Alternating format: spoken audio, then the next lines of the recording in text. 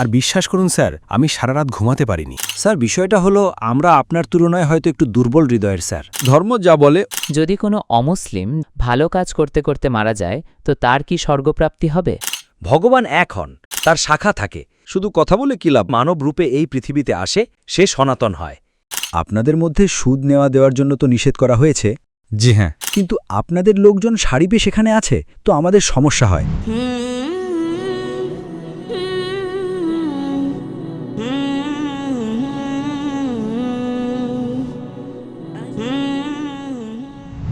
জনাব, আমি জসপাল সিং, কাসারে পাত্তি থেকে। জনাব, আগে আমি আমার বাবার খাবারের দোকানে কাজ করতাম। এখন আমি নিজে একটি ব্যবসা শুরু করেছি। তো আমি এটা জানতে চাইছি যে আমাদের মধ্যে এটা আছে যে আপনি আপনার উপার্জনের 10 ভাগের 1 ভাগ সেই মানুষদের দেবেন, যে সর্দার হোক বা অন্য যে কোনো জাতের হোক, তো যে ওই পাওয়ার যোগ্য তাকে আপনি দেবেন। তো জনাব, আমি কাজ এখন শুরু করেছি, তো আমি এটা জানতে চাইছি, তো এখন এই সরকারের তরফ থেকে নিয়ম আছে যে করও আমাদের দিতে হবে আমাদের উপার্জনের। তো উপার্জনের কর যেটা দিতে হবে সেটা ওই 10 ভাগের 1 ভাগ থেকে কি করতে হবে সেটাকে, ওই সম্পর্কে একটু জানতে চাইছি জনাব। ভাইয়ের প্রশ্ন হলো যে উনি ব্যবসা আলাদা করেছেন ওনার বাবার থেকে এবং ওনার ধর্মে, এবং ঠিকই বলেছেন যে 10 ভাগের 1 ভাগ, 10 ভাগের 1 ভাগ, হ্যাঁ জনাব, সেটা দান হিসেবে দেওয়া উচিত মানুষদেরকে। তো উনি জিজ্ঞেস করছেন এখন যে সরকার কর নেয় সেটা কি দান হিসেবে গোনা যেতে পারে? ওই সরকার যদি কর নেয় এবং আপনার ধর্ম অনুযায়ী খরচ করে তাহলে ঠিক আছে, যে কোনো সরকার। পরে আমি ভারতের কথায় আসছি। উদাহরণস্বরূপ অনেক মুসলিম সরকার আছে যারা পুরো পৃথিবীতে যারা জাকাত নেয় নিজেদের নাগরিকদের কাছ থেকে, কিন্তু কোরআন অনুযায়ী খরচ করে না, তো সেটা ভুল। কিন্তু অনেক মুসলিম দেশ আছে যারা জাকাত কাটে নিজেদের নাগরিকদের কাছ থেকে এবং কোরআন হাদিস অনুযায়ী খরচ করে, তো তাহলে আপনাকে পুনরায় জাকাত দেওয়ার প্রয়োজন নেই। আমাদের ইসলামে উপার্জনের 10% নয়, জমানো সম্পদের 2.5%। আর জমানো সম্পদের 2.5% সাধারণত উপার্জনের 10%-এর চেয়ে বেশি হয়। কারণ যদি একজন মানুষ যখন জমাতে শুরু করে, গরিব মানুষের জন্য কম হয়। গরিব মানুষের জন্য জমানো সম্পদের 2.5% উপার্জনের 10%-এর চেয়ে কম হয়। একজন মানুষ যে আয় করে 10,000, 20,000, 50,000 টাকা, সে আয় করে বাড়ি কেনে, তো বাড়ি তো তার জমানো সম্পদ হলো না। জমানো সম্পদ মানে যা সাধারণ প্রয়োজনের বাইরে যা সঞ্চয় হয় সেটার ইসলামে 2.5% দেওয়া উচিত। বা তার মানে 85 গ্রাম সোনার চেয়ে বেশি সঞ্চয় আপনার কাছে আছে, তবে আপনাকে জাকাত দেওয়ার নিয়ম। তো গরিব মানুষের জন্য 2.5%, তো তার উপার্জনের 1% হয়তো হবে না, সেটা 0%। যদি তার কোনো সঞ্চয় থাকেই না, তো ধনী মানুষ যে 10 লাখ আয় করে মাসে, 1 কোটি আয় করে, 20 কোটি আয় করে, সে অনেক জমাতে শুরু করে। তো জমানো সম্পদে 2.5% তার উপার্জনের 10%-এর চেয়ে বেশি হয় যদি সঠিক পদ্ধতিতে হিসাব করেন। অনেক মুসলমান বলে আমি তো হিসাব করিই না, আমি আমার উপার্জনের 2.5% দিই, আমি বেশি দিই। সে বোকা। ওই ধনী মানুষরা, কিছু ধনী আমার সাথে দেখা করেছে, বলে আমি তো ডাক্তার সাহেব বেশি দিই কারণ আমি সঞ্চয়ের দিনে উপার্জনের দিই। আরে আমি বললাম ভাই, চিন্তাধারাই ভুল। ওই গরিব মানুষ বললে তো মানা যায়। ধনী মানুষ যত বেশি আয় করতে শুরু করে আর যত সঞ্চয় বাড়তে থাকে তার উপার্জনের শতাংশও বাড়ে। তো এর মধ্যে যে আপনি আমাকে জিজ্ঞেস করলেন যে আজকে যে সরকার কর নেয়, যতটুকু আমার জ্ঞান আছে, যা আপনার ধর্মে লেখা আছে কোন পদ্ধতিতে খরচ হওয়া উচিত, এই সরকার তেমন খরচ করে না। তো এই কর আলাদা, আপনার 10% আলাদা। একই জিনিস মুসলমানদের জন্য, এই করের মধ্যে তারা 2.5% জাকাত গুনতে পারবে না। কর যা দেয় আয়কর সেটা আলাদা। আয়কর দেওয়ার পর জানি যে সঞ্চয় থাকে আপনার সম্পদে, মুসলমান 2.5% নিসাবের উপরে যা আছে তা দেওয়া উচিত। আপনাকে যে উপার্জনে 10% দেওয়ার আছে, তো আপনাকে দিতেই হবে। কর আলাদা, কারণ কর যা সরকার খরচ করে, আপনার শিখ ধর্ম যা বলে ওই সরকার তেমন খরচ করে না। তো আপনি যেহেতু ভারতীয় নাগরিক আর শিখও বটেন, আপনাকে 10% দিতে হবে, করও দিতে হবে। একই জিনিস মুসলমানদের জন্য 2.5% জাকাতও দিতে হবে যদি আপনি জাকাত দেওয়ার উপযুক্ত হন, এবং করও দিতে হবে যদি আপনি কর দেওয়ার উপযুক্ত হন। আশা করি উত্তরটি পেয়েছেন। জনাব, আমি ব্যবসার জন্যে ব্যাংকে গিয়েছিলাম জনাব। তো জনাব, সেখানে আমরা একটি ঋণের জন্য আবেদন করেছিলাম। তো জনাব, আপনাদের অনেক লোক, যেহেতু এখানে জনসংখ্যা জনাব আপনাদের বেশি, জি, তো সেখানে কি হয় যে আমাদের এই সমস্যা হয় যে ঋণ তাড়াতাড়ি আমার অনুমোদন হচ্ছিল না। আপনাদের মধ্যে সুদ নেওয়া দেওয়ার জন্য তো নিষেধ করা হয়েছে, জি হ্যাঁ। কিন্তু আপনাদের লোকজন সারি পেয়ে সেখানে আছে, তো আমাদের সমস্যা হয়। এই সম্পর্কে একটু পরিষ্কার করে দিন একবার। ভাই প্রশ্ন করলেন যে যেহেতু মুসলমান এখানে বেশি, আর মুসলমানদের মধ্যে তিনি জানেন যে ঋণ নেওয়া আর ঋণ নেওয়া নয়, ঋণ সুদে নেওয়া হারাম। ঋণ নিতে পারেন, যদি সুদওয়ালা ঋণ না হয়, কার্যে হাসানা হয়তো নিতে পারেন। কিন্তু সুদে ঋণ নেওয়া হারাম আর সুদে টাকা রাখা ব্যাংকেও হারাম। তো ভাই সাহেব জিজ্ঞেস করছেন যে আপনাদের লোকজন কেন সারিতে দাঁড়িয়ে আছে, ওনাদের সমস্যা হয়। একটি বিষয় হলো এরা ভুল করছে। কিন্তু আপনি যদি ঋণ না পেয়ে থাকেন, আপনার খুশি হওয়া উচিত। এরা দাঁড়িয়ে আছে, আমি দুঃখিত, আপনার সাথে আমি একমত। কিন্তু আপনি যদি ঋণ না পেয়ে থাকেন, আমি খুশি, কারণ আপনার ধর্মে নিষেধ থাকুক বা না থাকুক, আপনার ক্ষতি তো হবেই। আমি বক্তব্য রেখেছি কোরআন দ্বারা প্রচারিত সুদমুক্ত অর্থনীতি, যে রিবা ছাড়া, সুদ ছাড়া যে সমাজ উন্নতি করে, সেটা সবচেয়ে সেরা উন্নতি করে। এখন সুযোগ নেই প্রশ্নোত্তর পর্বের মধ্যে যে আমি 2 ঘন্টার বক্তব্য রাখি। কিন্তু যে ব্যবসায়ী সুদ নেয় না, সে বেশি উন্নতি করে। উদাহরণস্বরূপ, আজকে যদি আপনি কোম্পানির অংশীদারি করবেন, যে কোম্পানি ঋণ মুক্ত, যদি কোম্পানি, সাধারণত বড় কোম্পানি কি ব্যাংক থেকে ঋণ নেয়, তারা কি করে? অংশীদারি উন্মুক্ত করে, জনগণের জন্য উন্মুক্ত, অংশীদারি উন্মুক্ত করে। বলে মানুষদেরকে বলে, আপনারা টাকা লাগান আমার কোম্পানিতে, যে লাভ হবে মিলেমিশে ভাগ করে নেব। তো এটা কোম্পানির জন্য ভালো, মানুষের জন্য ভালো। এই যে সুদের কারণে ধনী মানুষ আরও ধনী হয়, গরিব মানুষ আরও গরিব হয়, ধনী মানুষ আরও ধনী হয়, গরিব মানুষ আরও গরিব হয়। এই কারণেই সুদ একটি ক্ষত, সমাজের জন্য ক্ষত। যে 2008 সালে যে অর্থনৈতিক সংকট হয়েছিল জানেন তো? সিটি ব্যাংক, লেমন ব্রাদার্স, আপনি ব্যবসায়ী তো জানেন। লেমন ব্রাদার্সের নাম শুনেছেন না? সিটি ব্যাংক, যা 2008 সালে 4 বছর আগে পুরো ধস নামলো, পুরো পড়তে শুরু করলো সুদের কারণে। তো এই জন্য সুদ নেওয়া দেওয়া ভুল। আমার আপনার কাছে অনুরোধ যে আপনি সারিতে দাঁড়িয়ে থাকবেন না। নিজের কোনো ভাইকে বলুন, ভাই একসাথে ব্যবসা করব, মিলেমিশে ভাগ করে খাবো। তাতে আপনারও উন্নতি হবে, ওনাদেরও উন্নতি হবে এবং সমাজও শুধরাবে। আশা করি এটি প্রশ্নের উত্তর দেয়। ধন্যবাদ জনাব। আমার নাম দেবকুমার সাহা ওরফে রঞ্জন। আমি লাইন মহাবীর স্থান কিষানগঞ্জের বাসিন্দা, 17 নম্বর ওয়ার্ডের একজন ব্যক্তি। খাগড়ায় আমি মুদি দোকানের একজন ব্যবসায়ীও। আমার প্রশ্ন শুধু একটাই, যে সনাতন কি? আমি এটাই জানতে চাই, যার কারণে আমি আপনার দরজায় এবং এখানে ইজলাসে মাহফিলে আমি আপনার সামনে প্রশ্ন রেখেছি। ভাই সাহেব জিজ্ঞেস করেছেন যে সনাতনের মানে কি? পুরো সনাতন ধর্ম। সনাতন মানে এক খোদাতেই বিশ্বাস করা। সনাতন ধর্ম যেমনটা আমি কালকেও বলেছিলাম, স্বামী দয়ানন্দ সরস্বতী শুরু করেছিলেন। আর সনাতন ধর্ম মানে তারা বলে যে যদি আপনাকে জানতে হয় যে ঈশ্বর কি এবং ধর্ম কি, তাহলে সবচেয়ে উঁচু কিতাব বেদের উপর আমল করা উচিত। তো তারা বেদের গবেষণা করার পর এটা প্রমাণ করেছেন যে ঈশ্বরের সংজ্ঞা কি বেদ এবং উপনিষদের মাধ্যমে। আর যেমনটা আমি কালকেও বলেছি এবং পরশুও বলেছি, যে যখন আপনি পড়বেন ছান্দোগ্য উপনিষদ অধ্যায় নম্বর 6, অনুচ্ছেদ নম্বর 2, শ্লোক নম্বর 1, একম এভিদেত্যম, খোদা একজনই আছেন, ভগবান এক, দ্বিতীয় নেই, লেখা আছে শ্বেতাশ্বেতর উপনিষদে অধ্যায় নম্বর 6, শ্লোক নম্বর 9। না চাফে কফিজ জনিতা না জদীপা। সেই ঈশ্বরের, সেই ভগবানের কোনো রব নেই, কোনো পিতামাতা নেই।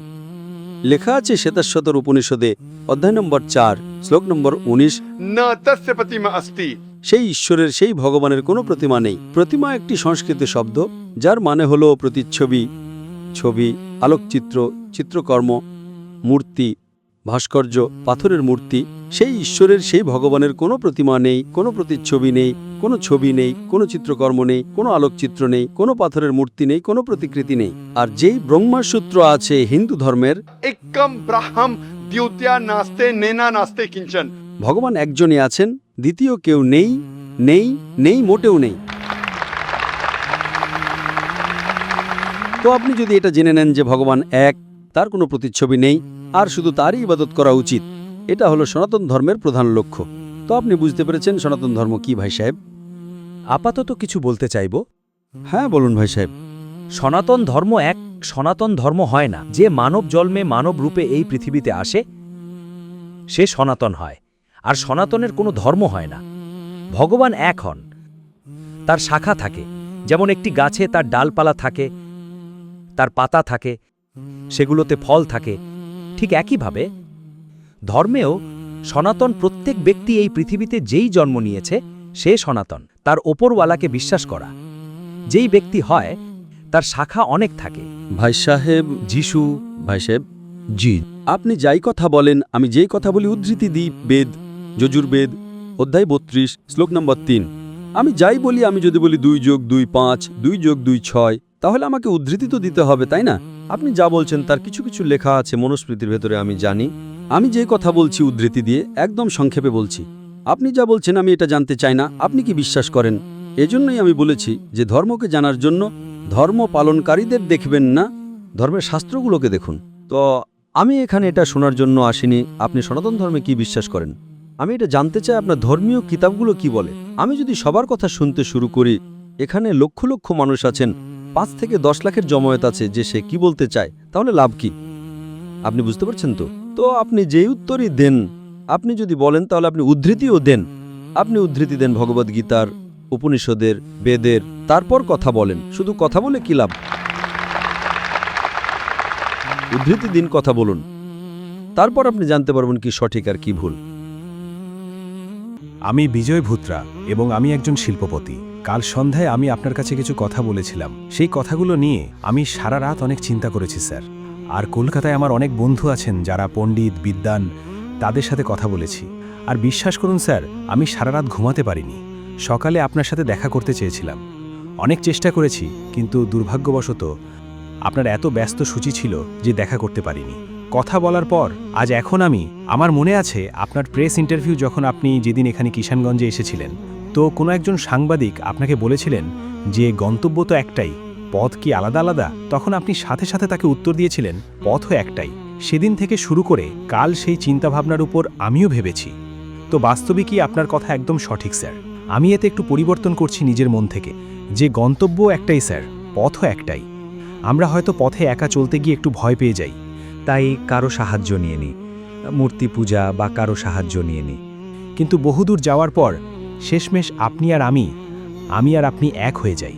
তারপর শুধু থেকে যায় আমরা আমরা আমরা। ভাই সাহেব, ভুত্রা সাহেব, আপনি বলছেন কোথাও না কোথাও এগিয়ে গিয়ে এক হই। আমার ইচ্ছা হলো যে এখান থেকে এক হই। যদি এখান থেকে এক হয়ে যাই তো ব্যাপারটা অন্যরকম হবে। আমি চাই যে আপনার সাথে বেশি সময় কাটাই। কোথাও এগিয়ে গিয়ে এক হলে সেটা অনেক দূর হয়ে যাবে, কখনো আমরা থাকি বা না থাকি। আমার ইচ্ছা হলো হিন্দু মুসলিম এখান থেকেই এক হোক। স্যার, বিষয়টা হলো আমরা আপনার তুলনায় হয়তো একটু দুর্বল হৃদয়ের স্যার, এই জন্য আমাদের কোনো সাহারার প্রয়োজন পড়ে। কোথাও না কোথাও আমরা অবশ্যই দেখা করব স্যার আপনার সাথে। অনেক অনেক ধন্যবাদ। এবং আপনার আগে যে ভাই সাহেব প্রশ্ন করেছিলেন, যিনি জৈন সাহেব ছিলেন, মানুষের কখনো কখনো খারাপ লাগে, আমি এটা বলেছিলাম, ভাই আপনিও আমার কোরআন থেকে এমন কিছু জিনিস দেখান যা আপনার ভগবদ্গীতা, আপনার বেদের সাথে মেলে, তা আমি 100% মানব। আমি ডবল স্ট্যান্ডার্ড নই, মানুষের মনে হয়, কারণ আমি এভাবে কথা বলি। কিন্তু যারা গবেষণা করে তারা আমার কাছে আসে, যারা গবেষণা করে না তারা হয়তো আমার থেকে দূরে যায়। কিন্তু সাধারণত যত অমুসলিম আমার বক্তব্য শোনে, সাধারণত আমি বলতে পারি যে 80%-রও বেশি, আলহামদুলিল্লাহ 80%-রও বেশি। এখন তা 90 কি 85 তা আমি বলতে পারবো না, বা 95, কিন্তু 80%-রও বেশি মাশাল্লাহ যত অমুসলিমের সাথে আমি দেখা করি, হতে পারে 90%-রও বেশি। তারা যখন জানতে পারে যে আমি দ্বিমুখী আচরণ করি না, যেমন বাকি যত ধার্মিক আছে ধর্ম প্রচারকারী, আমি বলি আপনি এটা বলেছেন, আপনি মানবেন, মানে না। আমি বলি যে ধর্মীয় বইয়ের উপর আমল করুন, এবং যেটা এক অন্তত তার উপর আমল করুন, যেটা আলাদা তা পরে। কারণ যা আপনি বললেন আমি ভগবদ্গীতা থেকেও ধৃতি দিতে পারতাম, কারণ ভগবদ্গীতা হলো বেদের নির্যাস। আর ভগবদ্গীতাতেও অধ্যায় নম্বর 7 পদ নম্বর 20-এ লেখা আছে যে যাদের বুদ্ধি পার্থিবাকাঙ্ক্ষার দ্বারা চুরি হয়ে গেছে তারা দেবদেবীর পূজা করে। মানে যে লোকদের অনুভূতি টাকার দ্বারা আকৃষ্ট হয় তারা ভুল খোদার ইবাদত করে।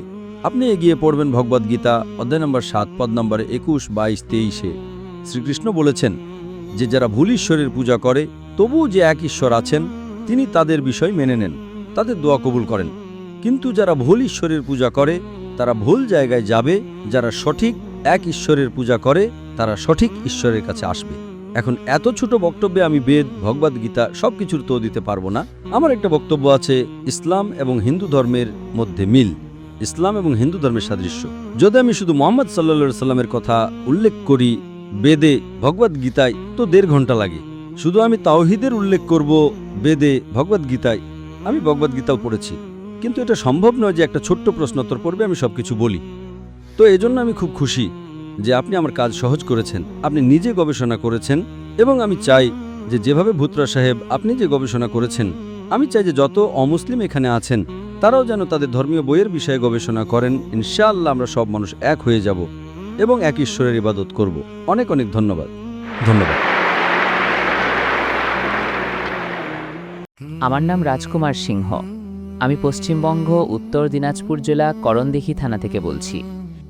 আমার প্রশ্ন এটা যে ইসলাম শাস্ত্র অনুসারে যদি কোনো মুসলিম মানুষ ভালো কাজ করতে করতে মারা যায় তো তার জান্নাত প্রাপ্তি হয়, একদম ঠিকভাবে।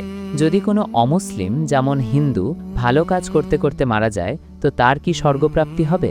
আমি আমার এই প্রশ্নের একটি পরিষ্কার উত্তর চাইছি, দয়া করে স্যার।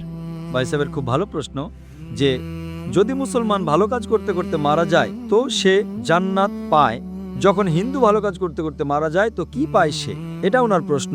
ভাই সাহেব, প্রত্যেক পরীক্ষাতেই কিছু না কিছু শর্ত থাকে।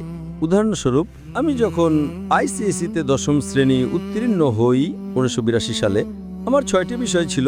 আমাকে উত্তীর্ণ হওয়ার জন্য কমপক্ষে 6টি বিষয়, ইংরেজি, ইতিহাস, ভূগোল, গণিত, বিজ্ঞান, হিন্দি, এই 6টি বিষয় ছিল যা বাধ্যতামূলক ছিল। একইভাবে জান্নাতে যাওয়ার জন্য 4টি শর্ত আছে। জান্নাতে যাওয়ার জন্য সূরা আল আসর, সূরা নম্বর 103, আয়াত নম্বর 1 থেকে 3 পর্যন্ত লেখা আছে, ওয়াল আসর ইন্নাল ইনসানা লাফি খুসর ইল্লাল্লাযিনা আমানু ওয়া আমিলুস সলিহাতি ওয়া তাওয়াসাউ বিল হাক্কি ওয়া তাওয়াসাউ বিস সবর। আল্লাহ তাআলা কসম খাচ্ছেন যুগের, সময়ের, যে মানুষ ক্ষতির মধ্যে আছে। শুধুমাত্র ওই মানুষেরাই মুক্তি পাবে যে মানুষদের কাছে 4টি জিনিস আছে। নাম্বার 1 ঈমান, নাম্বার 2 আমলে সলেহাত, ভালো কাজ করা, নাম্বার 3 ওয়া তাওয়াসাউ বিল হাক্কি, মানুষকে ভালো বিষয়ের দিকে ডাকা, এবং নাম্বার 4 ওয়া তাওয়াসাউ বিস সবর, মানুষকে ধৈর্যের দিকে ডাকা। তো জান্নাতে যাওয়ার জন্য সূরা আল আসর অনুযায়ী 4টি জিনিসের প্রয়োজন আছে।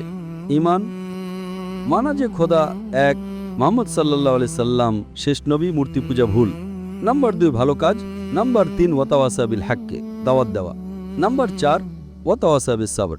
এই 4টে জিনিসের মধ্যে থেকে একটি জিনিসও কম থাকে তো আপনি জান্নাতে যাবেন না। যদি আল্লাহ তাআলা মাফ করতে চান অতিরিক্ত নম্বর দিয়ে তো আলাদা ব্যাপার। আল্লাহ তাআলা বলেছেন সূরা নিসা সূরা নম্বর 4 আয়াত নম্বর 48 এবং সূরা নিসা সূরা নম্বর 4 আয়াত নম্বর 116-তে যে আল্লাহ যদি চান তো যে কোনো গুনাহকে মাফ করতে পারেন, কিন্তু শিরককে কখনো মাফ করবেন না। তো সাধারণত জান্নাতে যাওয়ার জন্য 4টি জিনিসের প্রয়োজন আছে। আপনাকে শিরক করা উচিত নয়। তো যদি একজন মানুষ 4টের মধ্যে 3টে জিনিসে ভালো নম্বর পায়, উদাহরণস্বরূপ আমি 10ম শ্রেণীর মধ্যে 6টি বিষয়ের মধ্যে 5টি বিষয়ে 100% পেয়েছি আমি, আর একটি বিষয়ে আমি অকৃতকার্য হয়ে গেছি, একটি বিষয়ে পাই 100-র মধ্যে 5, তো আমি কি পরীক্ষায় উত্তীর্ণ হব ভাই সাহেব? না স্যার। আমি 10ম শ্রেণীতে উত্তীর্ণ হব না। না। কেন? না না, কিন্তু আমি তো 5টাতে 100% পেয়েছি। না, সব 6টিতে উত্তীর্ণ হতে হবে। 5টিতে 100-তে 100 পেলেও 6টিতে উত্তীর্ণ হতে হবে। যদিও সব 6টিতে 100-র মধ্যে 50 পান চলবে, কিন্তু 5টিতে আপনি 100-র মধ্যে 100 পেলেন, একটিতে অকৃতকার্য হলেন, তো 10ম শ্রেণীতে অকৃতকার্য। এই জন্য জান্নাতে যাওয়ার জন্য একটি শর্ত হলো যে শিরক করা উচিত নয়। আপনি বুঝলেন? শিরক করা উচিত নয়, তার পাশাপাশি ঈমান থাকতে হবে, আপনার ভালো চরিত্র থাকতে হবে, আপনাকে দাওয়াত দিতে হবে, ধৈর্য থাকতে হবে। আপনি বললেন একজন মানুষ ভালো কাজ করে, না চুরি করে, সাহায্য করে, দান করে, কিন্তু শিরক করে, আল্লাহ ছাড়া, খোদা ছাড়া, ঈশ্বর ছাড়া অন্য কারো ইবাদত করে, তো জান্নাতে যেতেই পারবে না। নিজেকে যদি মুসলমান বলে আর শিরক করে তবুও জান্নাতে যাবে না। শুধু মুসলিম বললে কোনো মানুষ জান্নাতে যাবে না। মুসলিম বলার পাশাপাশি তাকে শিরক করা থেকে বিরত থাকতে হবে, ঈমান আনতে হবে, ভালো কাজ করতে হবে, দাওয়াত পেশ করতে হবে, ধৈর্যের দাওয়াতও পেশ করতে হবে। এই সবগুলো থাকলে তবে জান্নাতে যাবে, তা না হলে যাবে না। আমার নাম ইন্দ্রদেব পাসওয়ান এবং পেশায় ওকালতি করি, খাগড়ার বাসিন্দা। আমার প্রশ্ন হল, প্রচলিত মতে জিহাদের নামে কিছু উগ্রবাদী দল নিরীহ লোকদের ভুল পথে নেয় আর তাদের দ্বারা অমানবিক কাজ করায়, যার ফলে পুরো মুসলিম দল শুধু দেশেই নয় আন্তর্জাতিকভাবেও বদনাম হয়ে গেছে। অতএব জিহাদ কি এবং জিহাদের ব্যাপারে বিস্তারিতভাবে বলা হোক। ভাই সাহেব জিজ্ঞেস করলেন এবং বললেন যে কিছু লোক জিহাদের নামে মানুষকে ভুল পথে নেয়, এই কারণে ইসলামের নাম খারাপ হয়ে গেছে। আপনি বলুন জিহাদ কি? সবচেয়ে বেশি ভুল বোঝাবুঝি যদি ইসলামে কোনো শব্দের ব্যাপারে থেকে থাকে মুসলমান এবং অমুসলমান উভয়ের মাঝেই, সেটা হলো জিহাদ শব্দ। এটাই তো স্যার, মুসলমান এবং অমুসলমান প্রায়ই মনে করে যে জিহাদের অর্থ হলো কোনো মুসলমান যে কোনো লড়াই লড়ছে, সেটা নিজের লাভের জন্য হোক, জমির জন্য হোক বা সম্পদের জন্য হোক, তাকে বলে জিহাদ। জিহাদের অর্থ এটা নয় যে কোনো মুসলমান জমির জন্য, নিজের লাভের জন্য, সম্পদের জন্য লড়াই করছে। জিহাদ এসেছে আরবি শব্দ জাহাদা থেকে, যার অর্থ হলো চেষ্টা, সংগ্রাম করা। জিহাদের অর্থ চেষ্টা, সংগ্রাম। ইসলামে অনুযায়ী যদি কোনো মানুষ নিজের নফসের সাথে চেষ্টা সংগ্রাম করছে, নিজের নফসের সাথে চেষ্টা সংগ্রাম করছে ভুল কাজের বিরুদ্ধে, খারাপ জিনিস, শয়তানি কাজের বিরুদ্ধে, তাকে বলে চেষ্টা সংগ্রাম বা জিহাদ। জিহাদ তাকেও বলে যে সমাজকে শোধরানোর জন্য চেষ্টা সংগ্রাম করছে। ইসলামে জিহাদ তাকেও বলে যে একটি জুলুমের বিরুদ্ধে চেষ্টা সংগ্রাম করছে। যদি কেউ যুদ্ধের অবস্থায় নিজেকে বাঁচানোর জন্য চেষ্টা সংগ্রাম করছে, তাকেও বলে জিহাদ। জিহাদের অর্থ চেষ্টা সংগ্রাম। প্রায় লোকেরা জিহাদের অনুবাদ করে পবিত্র যুদ্ধ। এটি ভুল অনুবাদ। এটা ছিল পবিত্র যুদ্ধ খ্রিস্টানদের বর্ণনা করার জন্য। পুরো কোরআন মাজিদে পবিত্র যুদ্ধের অনুবাদ আরবিতে করলে হয় হারবুম মুকাদ্দাসা। কোরআনে যেখানেই পড়ুন কোথাও হারবুম মুকাদ্দাসা শব্দ নেই, কোনো হাদিসেও নেই। এগুলো পশ্চিমা লোকেরা তকমা দিয়েছে। জিহাদের অর্থ চেষ্টা সংগ্রাম এবং কোরআনে পরিষ্কার লেখা আছে সূরা আল মাইদা সূরা নম্বর 5 আয়াত নম্বর 32-এ, যদি কোনো মানুষ অন্য মানুষকে হত্যা করে, হত্যার বদলে হত্যা ছাড়া, খুনের বদলে খুন ছাড়া, বা যদি সেই মানুষ এই পৃথিবীতে অশান্তি ছড়ায়, এছাড়া কোনো মানুষ যদি নিরীহ মানুষকে হত্যা করে, তবে সে যেন সমগ্র মানবজাতিকে হত্যা করছে। আর কোনো মানুষ যদি অন্য মানুষকে বাঁচায়, সে যেন সকল মানুষকে বাঁচায়। এটা শুধু কোরআনে আছে, অন্য কোনো ধর্মীয় বইয়ে নেই। কিন্তু গণমাধ্যম এমন পথভ্রষ্ট লোকদের বেছে নিয়ে দেখায় যে প্রত্যেক মুসলমান সন্ত্রাসী। এই সম্পূর্ণ উত্তরের জন্য আপনি আমার ক্যাসেট দেখুন, ইসলামের প্রেক্ষাপটে জিহাদ ও সন্ত্রাসবাদ।